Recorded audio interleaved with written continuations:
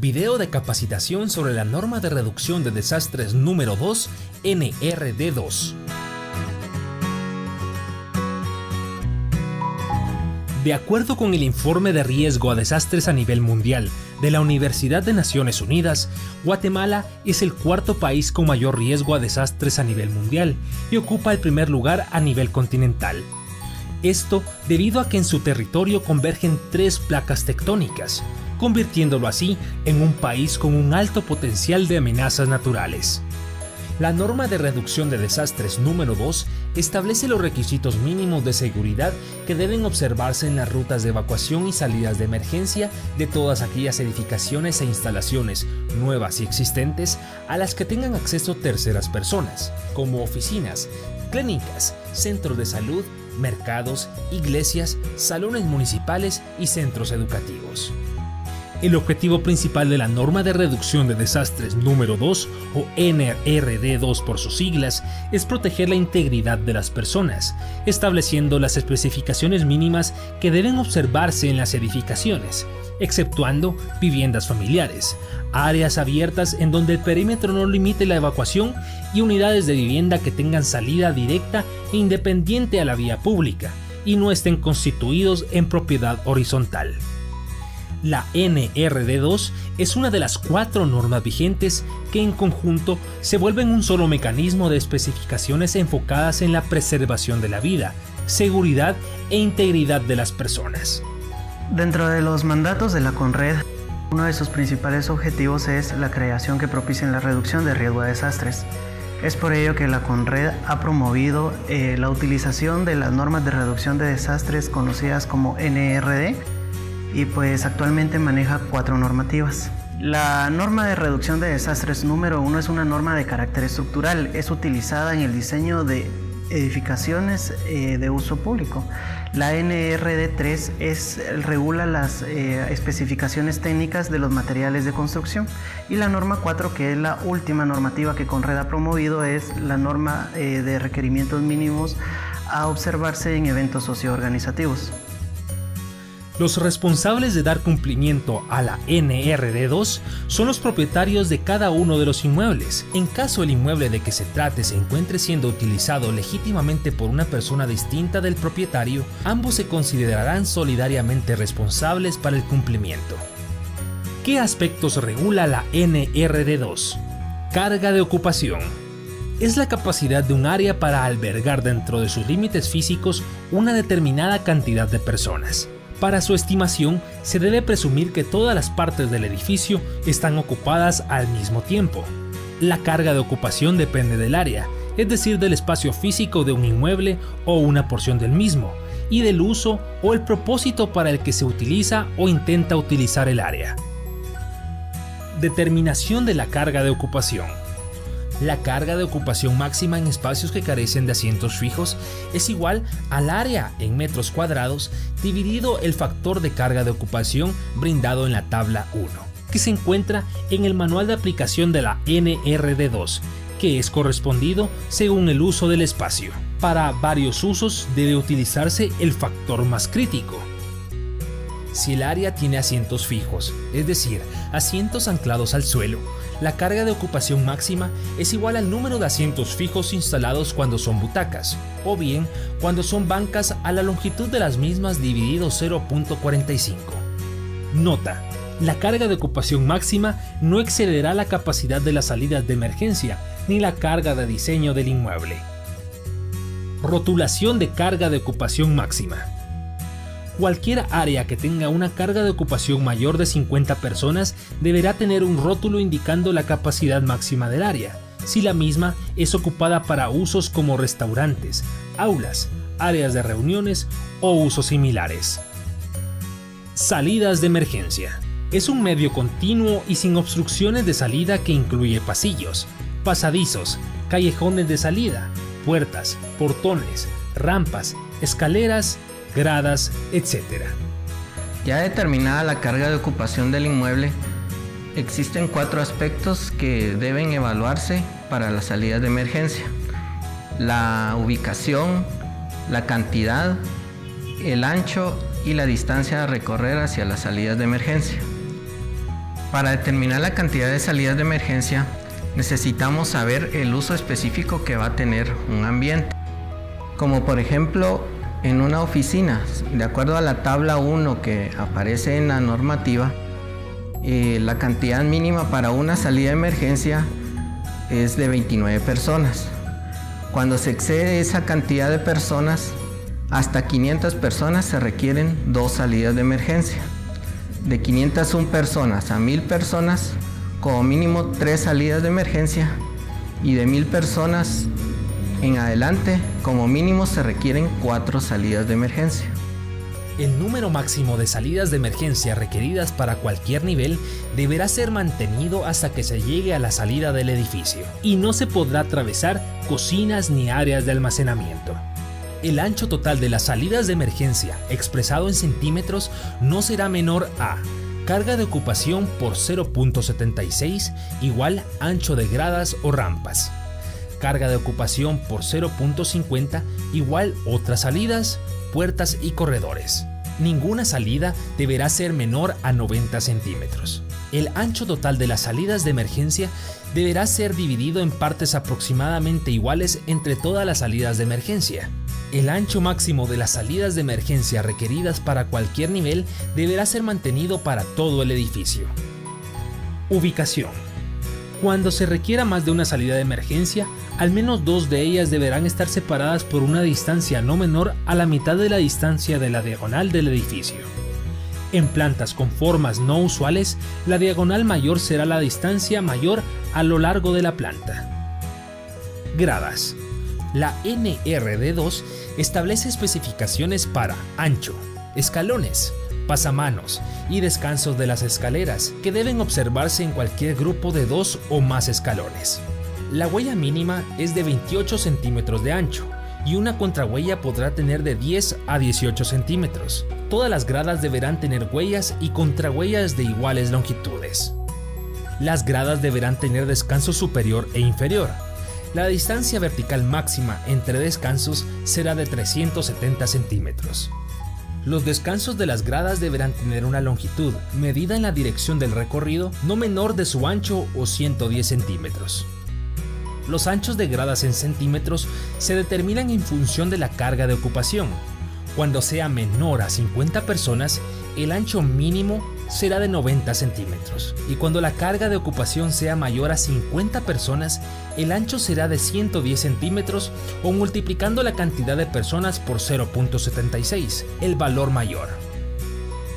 Rampas de emergencia. Las rampas cuentan con ancho, pendiente y pasamanos, y deben contar con una superficie antideslizante, así como con un descanso superior con una longitud mínima de 183 centímetros y un descanso inferior con 150 centímetros. A su vez, la distancia vertical máxima entre descansos debe ser de 150 centímetros. Pasamanos. Las gradas y rampas deberán de contar con pasamanos. Estos pasamanos deberán estar ubicados a ambos lados. Estos deberán de ser continuos y deberán de cumplir con la altura especificada en la normativa. Cuando las gradas y rampas cuenten con muros a ambos lados, la altura de los pasamanos deberá estar en el rango de 85 a 97 centímetros. Cuando se tengan muro en un solo lado, estos pasamanos deberán estar a la altura de 106 centímetros. Los pasamanos deberán de contar con extensiones como mínimo de 30 centímetros antes que inicie el primer escalón y al finalizar el último escalón. De igual forma, las rampas también deberán de contar con esas extensiones antes de iniciar la rampa y al finalizar dicha rampa. Asientos fijos. La separación para 14 o menos asientos fijos debe ser de 30 centímetros y 56 centímetros para 15 o más. Si se trata de asientos automáticos, la distancia puede ser medida con asientos subidos, si no, debe ser medida con los asientos abajo. Pasillos. El cuadro 6 del manual de la NRD2 nos indica los anchos mínimos según la descripción de cada caso en los pasillos. Con gradas y asientos en ambos lados, 122 centímetros de ancho como mínimo. Con gradas y asientos a un solo lado, 90 centímetros. Planos o con rampa y asientos a ambos lados, 106 centímetros, y planos o con rampas y asientos en un solo lado, 90 centímetros. Puertas. Las puertas en salidas de emergencia deberán ser de tipo pivote o con bisagras, las cuales deberán abrirse en la dirección del flujo de evacuación, con un solo movimiento y sin requerir de ningún tipo de llave. La apertura de las puertas no deberá convertirse en un obstáculo, y no se podrá utilizar puertas que se abran en las dos direcciones cuando la carga de ocupación máxima del inmueble sea de 100 o más personas. Iluminación.